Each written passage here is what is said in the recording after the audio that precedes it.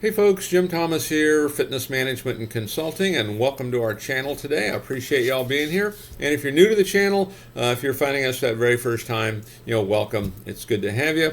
And our topic for y'all today is top mistakes made by gym managers. Now, sometimes it's top mistakes made by new gym managers. I think probably new gym managers might make these more often than others, but it's top mistakes made by gym managers. So if you're currently a gym manager, things aren't working like you want, this could be a good topic for you. If you aspire to be a manager, absolutely you want to listen in on this. And if you're training other managers, it's going to be a must watch. So with that said, before we get into our topic here, my focus, my mission here in the channel is I want to be able to provide as much information as I can to as many people as I can, across the globe. And the best way I can do that is when you choose to subscribe to the channel. So if you've not yet done so, please take a moment, hit that subscribe button. I appreciate it. And then for you folks who are looking to open a new gym, you need funding. You're looking to make an acquisition, you need funding. You have an existing operation, you need funding. We can help provide funding from between $50,000 and $400,000 that is unsecured. There's no restrictions on use. And the basic qualification for this program is a 680 credit score or better in all three credit bureaus, Equifax, Experian, TransUnion, and a minimum income of $50,000 per year, each of the two previous years. Check out the links below under financing and funding, for additional information on that particular program and other financing options we have available to you. And so with that said, let's get into our topic here today, and it's top mistakes made by gym managers. See if these can make an impact for you, see if they can make a difference, and the idea is how can we make your job simpler and help you be more productive. And so number one on my list, and this is really to the new manager more than anybody else, but it could be for someone else, failing to transition from worker to manager. Failing to transition from worker to manager. I know in my case, when I first got promoted from salesperson to manager, it's like, oh, this is a whole different world all of a sudden. Okay, and you go from being kind of one of the guys, so to speak, to now you're the boss, and you're hiring, you're firing, you're training, you're overseeing, you're motivating, you're raising expectations, you're pushing a little bit, you're guiding, you're pulling a little bit. So there's a big difference in there. Okay, and so if you're one that's struggling with this, start taking a look at this, because you're going to have to change how we do it. A lot of times folks that go from, hey, they're that number one salesperson, they become a manager. In all fairness, just because we're good in sales doesn't mean we're going to be a good manager. Okay, one of the big differences, and there's a lot, this could be a standalone topic actually, but one of the big differences, as that, I'm kind of talking about that salesperson really, you're the star.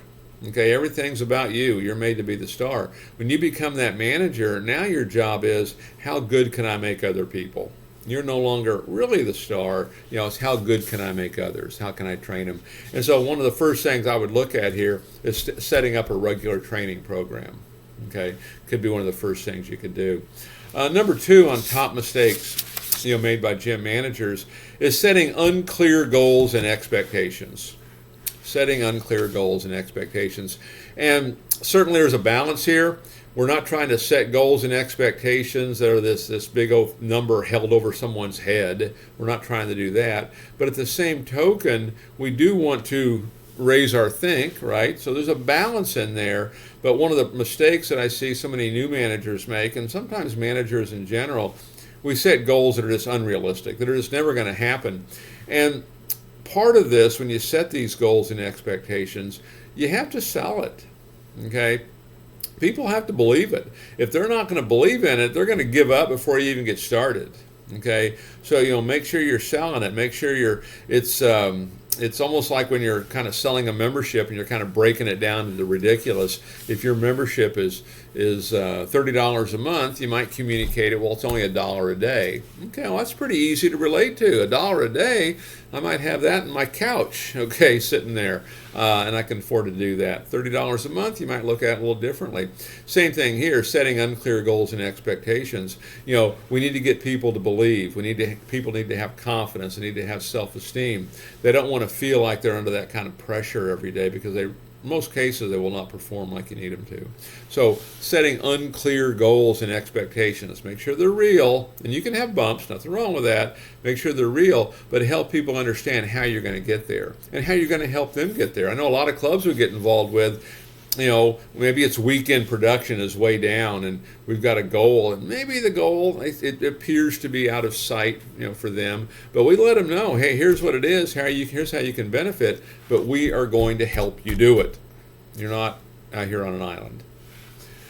Number 3, failing to delegate. This is a big mistake, particularly if you're a new manager, because why did you get promoted? You're pretty good at all this stuff, right? Well, I'll just do it myself. Okay? Don't be afraid to delegate. If somebody else can do it, delegate it. That simple. If somebody else can do it, delegate it. Have a system of follow-up, have a system of confirmation so you know that it was done, but make sure you delegate. It's one of the great ways to train people, to show confidence in people, and it's a great way to free up your time to do really what you're there to do. In most cases, that's to drive new business. Okay. Number 4 on top mistakes made by gym managers: overlooking employee achievement. Overlooking employee achievement.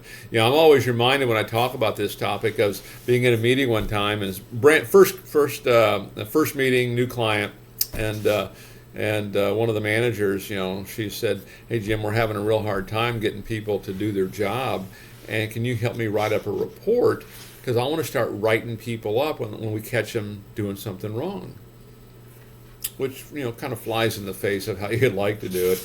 And I said, look, I love the idea of having a report, love the idea of writing them up, but what if we created a report where we write them up and catch them doing something right?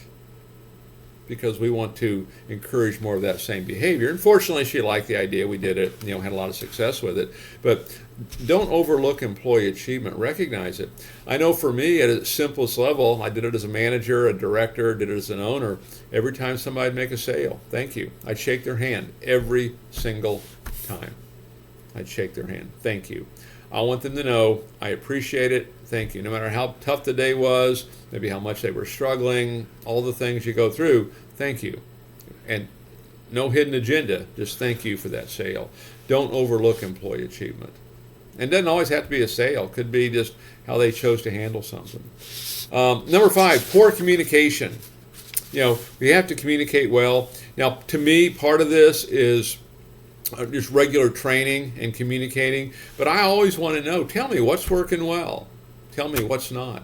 What do you feel good about? What do you not feel good about? And the key thing on this, if you want to get honest answers, it has to be kind of a safe haven.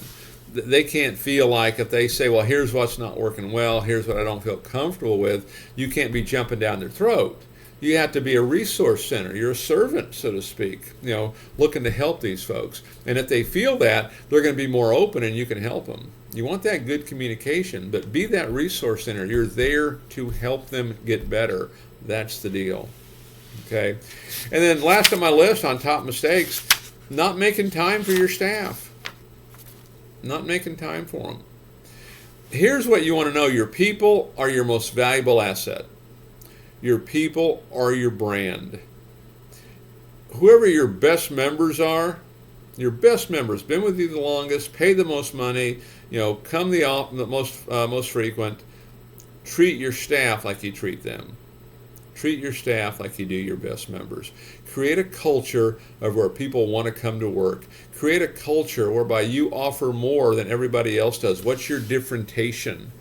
For someone wanting to go to work here. Why should I go to work for you? I have other options. Okay, and really put together a comprehensive package of things that they can get, whether it be staff training, it's flex schedules, could be some remote schedules, it could be perks that you arrange with other businesses in the area. Hey, just show your employee badge and you get 50% off a car wash on Wednesdays. Show your employee badge, you get discounts on lunch or your dry cleaning. It's easy to set these things up and really create this culture for your staff, but make time for your staff. Treat your staff like they are your most valuable asset, because they are. Folks, again, my name's Jim Thomas. My company's Fitness Management and Consulting. Appreciate you being here at the channel today.